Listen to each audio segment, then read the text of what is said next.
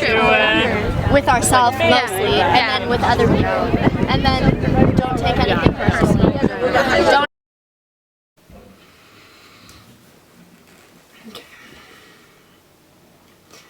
Hey guys, it's Ashley, and today I'm going to be talking to you about this thing called the messy effect. So I'm not going to cut anything out, and I'm not going to stop the camera because I just want to have a genuine and real conversation between me and whoever is watching this video. So the messy effect was a crazy idea thought of by Emma and Cardia, where basically them and their three friends, Isabella, Yasmin, and Haley, were to all go on a road trip and start this movement of connecting with their followers. They all have social media platforms, and they have a blog too called The Messy Heads, and they basically wanted to break down that barrier that is put up between people with these social media platforms and their fans. So they decided to go on a little tour where they have meetups and just sit down with their fans and have genuine, real-life, face-to-face conversations with them. I got the opportunity to go to the one in San Francisco yesterday, and it was honestly so cool. Like, we just met at a park, everyone brought blankets, and we all just sat in a circle and talked about things that matter, talk about things going around the world, things that are happening within us, some things that are hard to speak about, and some things that make us passionate and happy, and just anything, and just about our lives and each other, and embracing each other, and taking advantage of this life that we have, and sharing it with people that are like-minded and similar to the things that we love too. And I got so much out of it. I was honestly so inspired by all 5 of the girls that spoke. They all spoke about something they were passionate about, and they all shared real-life personal experiences, and a lot of them were really hard to talk about, and they were deep and very personal, and they were so brave and so inspiring to share them. And they covered so many different topics just about life, and really helped me think in a different way and really just create a different mindset for many different issues and just things about myself too and others. And there were so many things I could talk about, but I tried to narrow it down to a few, like maybe like 10, and just kind of cover those and just briefly share them. So number 1, embrace each other. There are billions of humans on this earth, and there are at least a few that you are close with and love. And I think we take advantage of that, and we don't really take initiative and tell those people that we love them and create that love within humans and make that human connection that we were put on this planet to make. And I think we should really just embrace each other more. Like, don't let someone leave without giving them a hug or telling them that you love them. And that sounds like something so simple, but it means so much at the same time. Number 2, live in the now. This is so straightforward and simple, but people don't realize, like, this is your one life. You might have a life after this, but this is your time right now. And live in the now, because that is all you have. The future isn't real. It hasn't happened. You don't need to dwell on what's going to happen in the future, because it's non-existent. And the past already happened. It's dead. It's over. So don't dwell on that either. All you have control of is now. And take advantage of that. Take control of your life and make it beautiful. Make it spontaneous. Make it whatever you want it to be. But know that you yourself have the power to do whatever you want in this given moment. And just live and take in every second of it. Number 3. Don't look at others as competition. I think, especially on social media, we compare ourselves constantly to other people and ask ourselves, why don't I have those things? Why can't I do that? Why don't I look like that? And we look at other people's talents and wish that we had them within ourselves, but we need to realize that everyone was given a specific purpose. Everyone was given specific talents and different factors to themselves to make them the person they are. And we don't need the same talents as someone else. We don't need anything. Like, I can't say what I want to say. But basically, just realize what you have and realize that's good enough, and you don't need everything that everyone else has, because that's them and this is you. Okay, aside from that, next point is, I think this is number 4, give your heart what it needs. You can constantly, like, obliviously do this, constantly just be doing things for other people because you have to or you feel like you need to, and it's great to do things for others, but you also need to take a step back and take away all of the people, take away all of the objects and the materialistic things, and look at yourself, look at your bare body, and just say, what is my heart happy right now? And if it isn't, do something about it, because you have the power to make your own heart happy, and nothing should be holding you back, because that should be your main priority.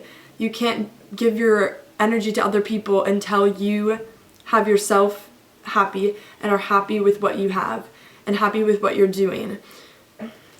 And then number 5, anything is good enough for you if you make it good enough for you. So a lot of people can tell you that you need to go to an Ivy League, or you need to be a doctor, because anything besides from that isn't good enough. But that is all crap, because there's so many other things out there, and nothing should define what is good enough. There's nothing that makes a doctor being better than an artist. Yes, you might get more money, but is that truly going to make you happier? Someone that isn't getting paid as much could still be 10 times happier than someone getting paid way more. So just because people tell you that you need to be a certain way, or need to go a certain place, or do a certain major, or have a certain career, that doesn't mean that what you want to do isn't good enough, because anything that you want to do is good enough. And if you're in a situation and it sucks, you have a crappy job, then make it good enough. Look at all the positive aspects and the benefits from it, and you can make it good enough if you have that mindset. Number 6 is rewrite your mental patterns. People don't even realize, like, that when someone walks over to them, like, they immediately judge, because that's just the way we've been grown up, and that's just a habit that we've learned. And sorry, my mom just walked in. Anyways, so society has taught us that we need to judge and inspect every single thing. And we need to rewrite those patterns and realize that we shouldn't automatically point out all the negative things in life, because that's what we do.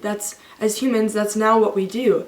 We need to rewrite those patterns and make them into a more positive feature and look at all the beautiful aspects of life.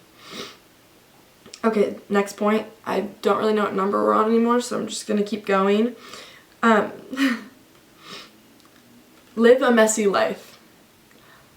This is called the Messy Effect. Their blog is called the Messy Heads. Obviously, they love the word mess and the word messy. And it doesn't mean to actually be messy, but it means to live a messy life. No one wants this straight line of a life. Yes, you get to check off all the boxes of the game of life, but what does that really benefit for you? Being messy is so much more fun, and it just takes this weight off of your shoulders and lets you be free and wild and live this beautiful, messy life that you have. So you might as well just get rid of the clean and just live a messy life. The next point is focus on the positive beauty in you, because your flaws will never change. You were given this body, and it was perfectly crafted and customized just for you. And you need to realize that it is the only body you will ever get. You cannot change it, and you need to just realize the beauty of it, because every body, every person is beautiful in their own way. And even though you think that you have an ugly nose, you don't. You might think that, but that is just your brain and your mental pattern that is pointing out the negatives and picking apart yourself. But really, what defines what a pretty nose is? Like, there's no definition, but we've grown up to think that if it's big, then it's not good. So, sorry, I'm getting off track with noses, but just an example. And look at yourself and find all the beautiful things that you love about yourself and be confident and show off those things and don't hide them. The next one is never doubt the power of one human being. Steve Jobs created Apple. Apple is a huge company now that's basically taken over the world and changed the face of technology. And it all started with a thought in one man's head, and it plummeted to this amazing thing. And we can all do that. He's just a guy.